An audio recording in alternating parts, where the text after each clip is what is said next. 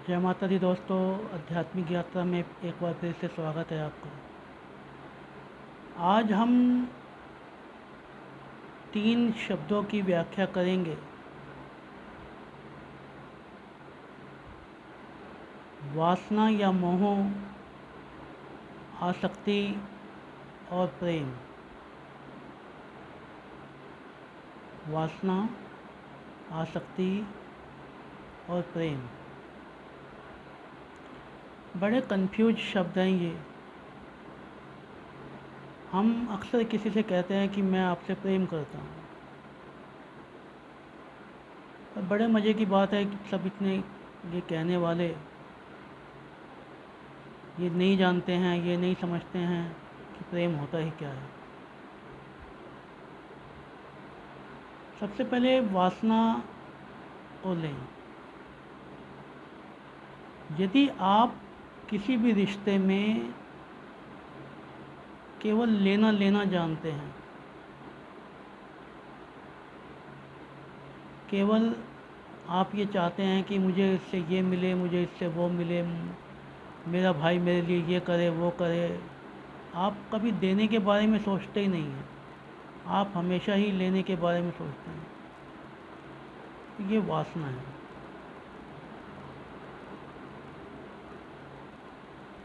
जब आप किसी को कुछ दे रहे हैं, सेक्रीफाइस कर रहे हैं, बलिदान कर रहे हैं,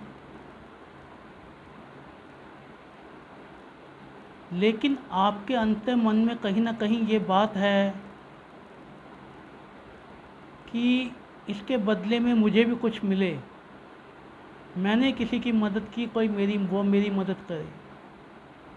मैंने उसे प्रेम किया, वो मुझे प्रेम करे। वास्तव में वो प्रेम है नहीं, वो आसक्ति है।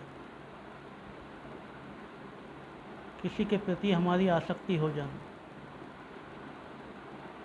आसक्ति में इंसान रिटर्न चाहता है।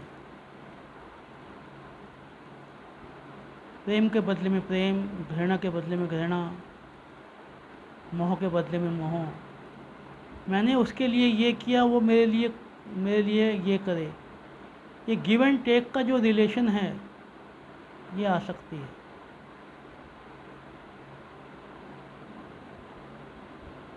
फिर आप कहोगे प्रेम क्या है? प्रेम बिना किसी फल की कामना के, बिना किसी फल की कामना के किया गया उपकार।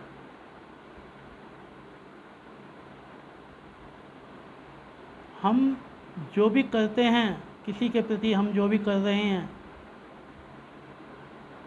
उसके बदले में हमारी कोई चाहत नहीं हो,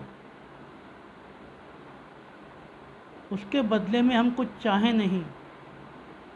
प्रेम केवल देना है, बिना किसी वस्तु की चाह के देना है, बिना किसी उद्देश्य के देना है। हम जब किसी से प्रेम करते हैं, सच्चा प्रेम करते हैं, तो उससे किसी प्रकार के रिटर्न्स मिलने की उम्मीद हमारे दिलो दिमाग में कभी होती ही नहीं है। प्रेम अपने आप में एक ध्येय है, एक ऑब्जेक्ट है।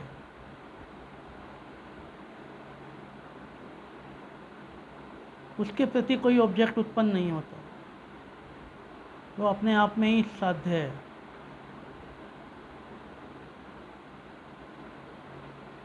प्रेम देने का परिणाम है, प्रेम देना ही है।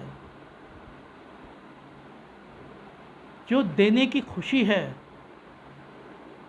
जो देने का आनंद है, वो प्रेम है।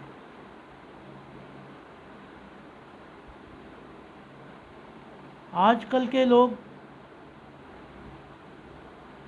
ये समझते हैं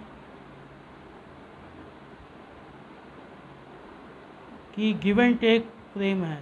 तो मैं आपको बता देना चाहूँगा, गिव एंड टेक प्रेम नहीं, आ सकती है, अफेक्शन है।